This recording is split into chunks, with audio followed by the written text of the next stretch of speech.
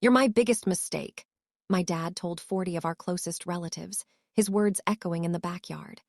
Imagine hearing that from your own father, especially when you thought you were finally bridging the gap that had separated you for years.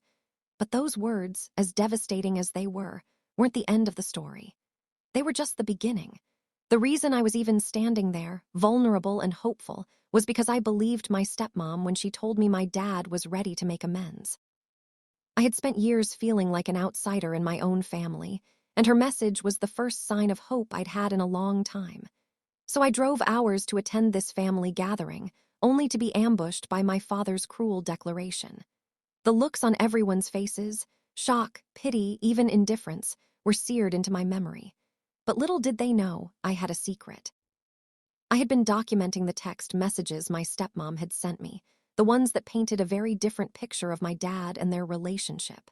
And now, seeing him humiliate me in front of everyone, I knew I couldn't stay silent. Was I wrong for what I did? Did I go too far in exposing their dirty laundry? That's what I want you to tell me in the comments. Before I show you how everything unraveled, I want you to understand the history. My parents divorced when I was 5, and it wasn't an amicable split.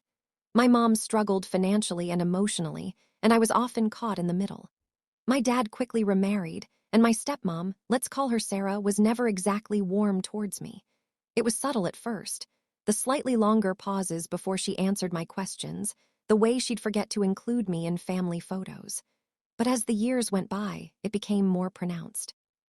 I remember one Christmas, I was around 10 years old and my dad had given me a bicycle.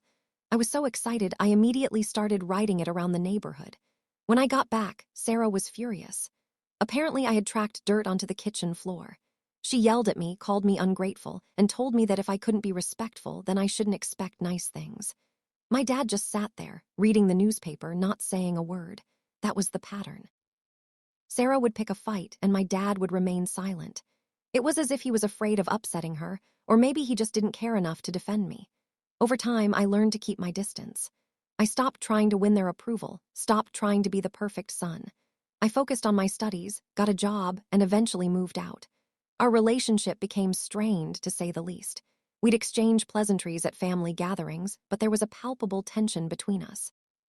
Then, out of the blue, I received a message from Sarah. It was a long, emotional text, detailing how much my dad missed me and how he wanted to make things right. She said he'd been going through some personal issues, and that seeing me would mean the world to him. She encouraged me to come to the family reunion, saying that it would be the perfect opportunity for us to reconcile. I was hesitant at first. The wounds from my childhood were still fresh, and I was wary of Sarah's sudden change of heart. But a part of me desperately wanted to believe that my dad had changed, that he finally saw me for who I was and not just a reminder of his past mistakes. So against my better judgment, I decided to go. When I arrived, the atmosphere was thick with tension. My dad didn't even acknowledge me at first, and Sarah kept giving me forced smiles. But then, as everyone gathered in the backyard, my dad stood up and started speaking. At first, it seemed like he was going to say something meaningful, something about the importance of family and forgiveness. But then he turned to me and said those fateful words. "You're my biggest mistake." The words hung in the air, heavy and suffocating. My heart pounded in my chest, and I could feel tears welling up in my eyes. I looked around the yard, and all I saw were sympathetic glances and awkward shifting. No one stood up for me, no one said a word. And in that moment, something inside me snapped. I was tired of being the scapegoat, tired of being the quiet victim. I reached into my pocket and pulled out my phone. I didn't say a word. I just started playing the recordings of the text messages Sarah had sent me. I had been saving them for years, every cruel word, every gaslighting comment, every time she had manipulated me. I wanted to show everyone who she really was, who they really were. The messages were shocking. They revealed a side of Sarah that no one had seen before. She would say things like, "Your dad only tolerated you because he felt sorry for you," or "I never wanted you in our lives," or "You're a burden to everyone around you." The more I played, the more horrified everyone looked. Sarah tried to grab my phone, but I held it out of her reach. "Is this what you wanted?" I asked, my voice trembling but steady. "Is this the family you want everyone to think you have?" My dad stood there, speechless. He looked like he had been slapped in the face. Sarah burst into tears, claiming that I was twisting her words, that I was trying to destroy her family. But it was too late. The damage was done. The relatives were whispering, casting disapproving looks in their direction. The mask had fallen, and everyone saw the ugliness that had been hidden underneath. I packed my things and left. I didn't look back. It was the hardest thing I've ever had to do, but it was also the most liberating. I was finally free from their control, from their emotional manipulation. Now I know what you're thinking. Was it right for me to expose them like that? Did I go too far? That's what I want you to tell me. Before I tell you the aftermath, I want you to pause and comment below what you would have done in my shoes. Would you have kept your head down and walked away, or would you have done what I did? The fallout was immense. My dad called me repeatedly, alternating between apologies and anger. Sarah sent me threatening messages, blaming me for everything. My relatives were divided, some supporting me, others criticizing me for creating a scene. But I didn't care.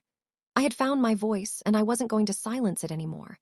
I started going to therapy, learning how to set boundaries and heal from the years of emotional abuse. I reconnected with my mother, and our relationship became stronger than ever. I also started sharing my story online, hoping to inspire others who might be going through similar experiences. And that's when I realized the power of vulnerability. By sharing my truth, I was not only healing myself, but also helping others to heal. I learned that forgiveness isn't about excusing someone's behavior. It's about releasing yourself from the burden of anger and resentment. I forgave my dad, not because he asked for it, but because I needed to move on. I forgave Sarah, not because I validated her actions, but because I didn't want to carry the weight of her cruelty anymore. Looking back, I don't regret what I did. I exposed the truth, and sometimes the truth is ugly and painful. But it's also necessary for healing. I'm now in a much better place, surrounded by people who love and support me. And while the scars from my past are still there, they are a reminder of my strength and resilience. I'm not a mistake. I'm a survivor. And I'm proud of the person I've become. If you've gone through something similar, know that you're not alone. You have the power to break the cycle of abuse and create a life that's truly yours. Don't be afraid to speak your truth, even if it's difficult. Because in the end, the truth will set you free. Thank you for listening to my story. If you've been on my side, please like this video. It means a lot to me to have your support. And if you want to hear more stories like this, don't forget to subscribe to my channel.